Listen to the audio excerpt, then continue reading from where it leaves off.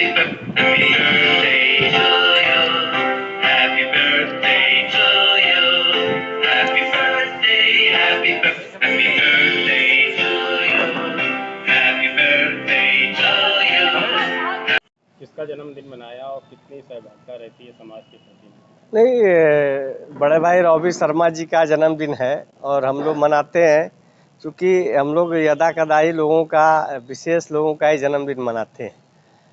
जन्मदिन क्यों मनाया जा रहा उनका, उसमें भी एक बहुत बड़ी बात है कि समाज के लिए उनका जो समर्पित योगदान है, उसके लिए वो रात दिन हमें जब ज़रूरत पड़ती है दिव्यांगजनों की मदद के लिए वो खड़े होते हैं, समाज के किसी वर्ग को ज़रूरत पड़ती वो खड़े होते हैं, और उन्होंने अपना पूरा जीवन समाज के लिए समर्पित कर दिया।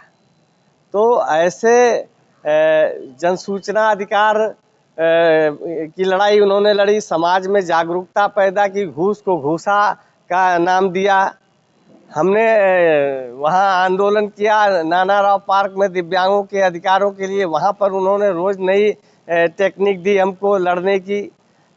हम लोगों ने रवि शर्मा जी के मार्गदर्शन में बहुत आंदोलन किए, बहुत कुछ किया, और हमें खुशी है कि वो हमारे बीच में है और हम लोग का मार्गदर्शन बराबर कर रहे हैं, और हम लोग तो जीवन पर्यंत उनके ऋणी हैं। उनका कर्ज हम नहीं अदा कर सकते, क्योंकि उन्होंने इतना कर दिया है। देखिए, धन देना ही समाज के लिए बहुत कुछ नहीं है, जो ज्ञान देना और जो और सहयोग देना दिलाना वो बड़ी बात है।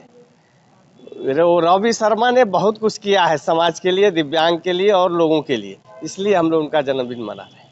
भाई आपको जन्मदिन की आज जी, आपका धन्यवाद। आज मेरा 72वां जन्मदिन है, और जैसे पुराने टाइम में होता था 1 साल कम लिखी है उम्र, तो सरकारी रिकॉर्ड के साथ 71 है।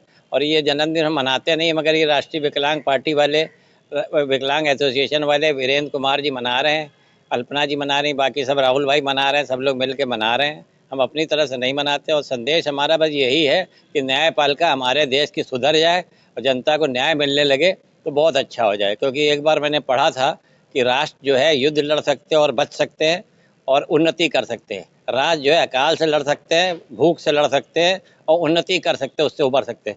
मगर जिस राष्ट्र में न्यायपालिका न्याय न दे, वो राष्ट्र सदैव जो है बिल्कुल समझ लीजिए उनका विनाश सुनिश्चित है, और मेरे देश का भी होगा, ये भी सुनिश्चित मान लीजिए। भले कोई कुछ भी कहे, मगर ये न्यायपालिका जो हमारे यहाँ की, ये देश का विनाश सुनिश्चित करेगी, या जितना हम बढ़ना चाहते हैं उसको आधे पे ले आएगी। आपने कानपुर में एक भ्रष्ट तंत्र का एक मंदिर स्थापित किया है, जो बहुत एक कौतूहल का विषय भी है। जी, क्या आशा है? वो इसी संदेश से दिया था। पहली बात तो ये था कि जब 100 में 90 बेईमान हैं हमारे यहाँ, तो ये IAS अधिकारी, PCS अधिकारी, जज, मजिस्ट्रेट ये जो है इज्जत के काबिल नहीं है। इनका जो बहिष्कार होना चाहिए वो बहिष्कारी हमने करा। वहाँ पे इस मंदिर में ऐसे लोगों का आना वर्जित है।